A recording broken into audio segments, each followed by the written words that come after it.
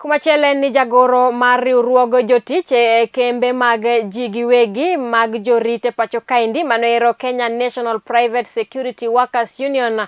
Migosi Isaac Andabwa osingo biro mako bura mar kwedo kaka noriemb jarit kata gad mabende ne rito od thieth ma Pumwani Maternity. Kata kamano ojiwo jatendo obila e pacho kaendi Migosi Hilary Mutyambai odhi nyime kod timo lokruoge ne duol noero mar obila e pacho kaendi mar keto tije mag obila e yo noero makare. Nataka nikueleze ya kwamba ukiangalia katika archives, ukiangalia maongeo yangu yote, nimekuwa nikisema ya kwamba bawabu wanabeba mizigo ambazo si zao. Na waacha mambo ya Pumwani. Mambo ya Pumwani kitu kidogo sana. Mimi najua wakati ya kwamba bawabu wanapepa pesa kwa cash in transit na wanapeleka from point A to point B, na wako na askari wala ambao wako na bunduki, na sisi bawabu tuko na rungu. Lakini wakati pesa inapotea, yule first suspect anakuwa nani? Ni bawabu. Na hii mambo imekuwa haijaanzia Pumwani. Na huyu General Badi ni vizuri pia ajue kwamba chama ya utetezi wa bawabu iko katika nchi ya Kenya. Ni vizuri pia kabla atoe zile recommendation angenipigia simu aniuliza kwamba Ndabwa, what is your comment about this input. Uwezi kutoa report bila input ya sisi wenyewe alafu natuambia hii report. So mimi nasema hiyo report ya Badi ni bure. Ajui alikuwa anafanya nini.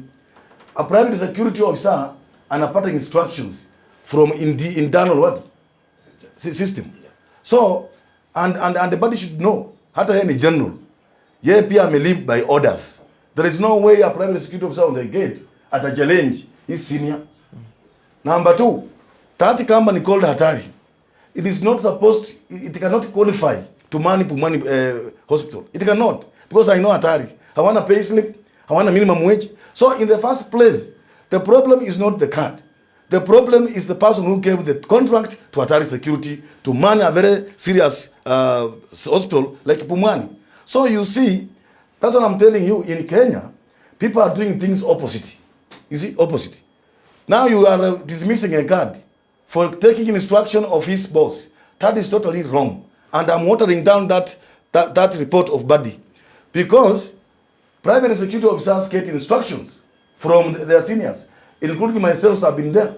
There's nobody who, when I give instructions, even if I'm wrong, he'll have to take that instructions. So we should not talk about a private security officer being fired in Pumwani. What we should ask, who gave Hatari Security, which does not comply with the minimum wage, a contract to work at the Pumwani hospital? That's not the issue. Why is not KK, who is complying? Why not G4S, which is complying? So there is something wrong in this government. They talk about law, and they don't again adhere to the same law and the same government. That is wrong. So that card we are going to appeal to the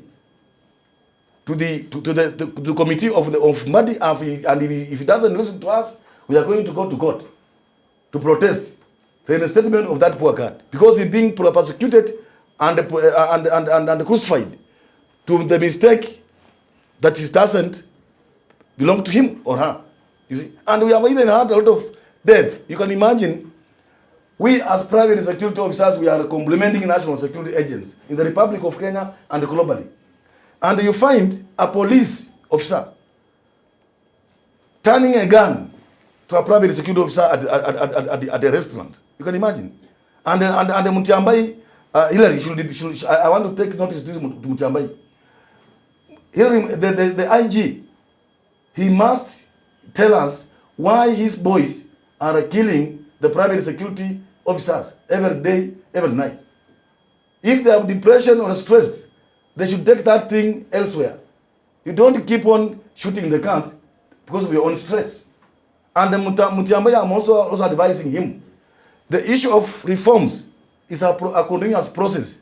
These boys, in the name of police officers, we must continue with what we call reforms. We must have what we call trauma center counseling in every police station. Because some of them, it appears they have a lot of stress that they want now to release to somebody else who is innocent.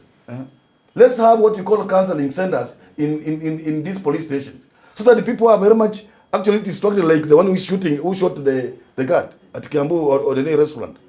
to call for counseling because some of them are too much stressed. You see, so the process of reform in police is not yet complete. It must continue.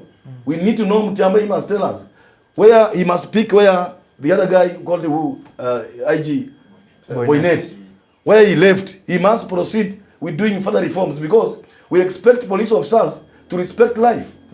You don't misuse the gun because you are a police officer. That is wrong.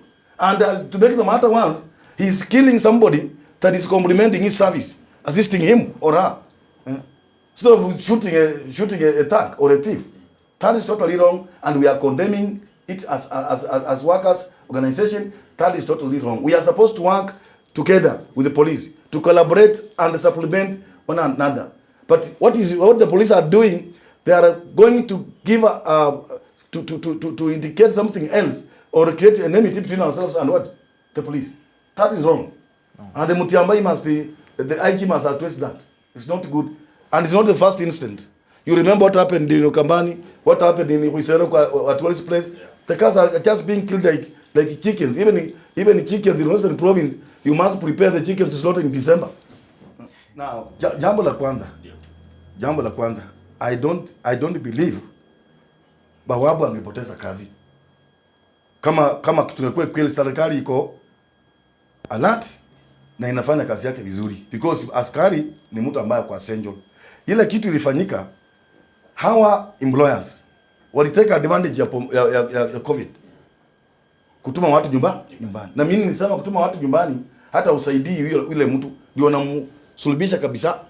So jambo ambalo nataka niseme, naona Mheshimiwa Rais ameanza kufanya mambo ya kuachilia kufungua institutions na mambo ya restriction, mambo ya curfew ameanza kupunguza.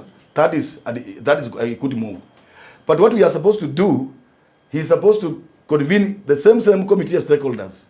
Wajue kwamba ile masuala ambao wanauliza, wale watu ambao wako standby, wale ambao walienda unpaid leave, what will happen?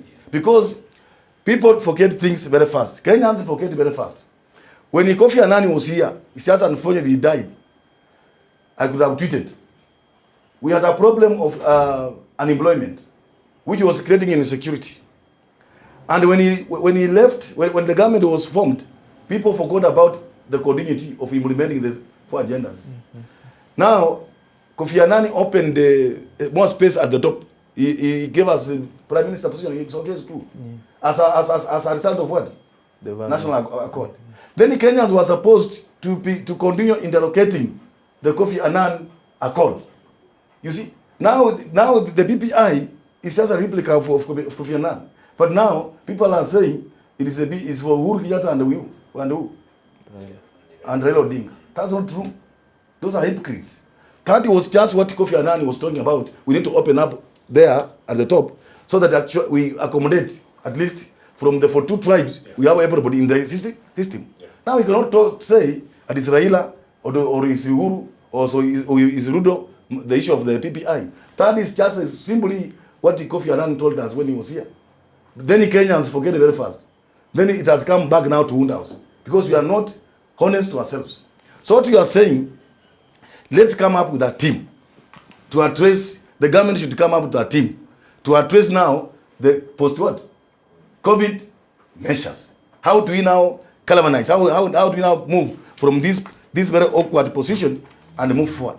Yeah, and again at the same time, you cannot be sending people home. You think you are now having a solution. We need to maintain as many people as possible in the jobs. Then we will be addressing that which Kofi told us. If we have a lot of youth just idle, you see, that's a time bomb. It's a threat. Yes, it's a threat to the whole country. Correct. Yeah.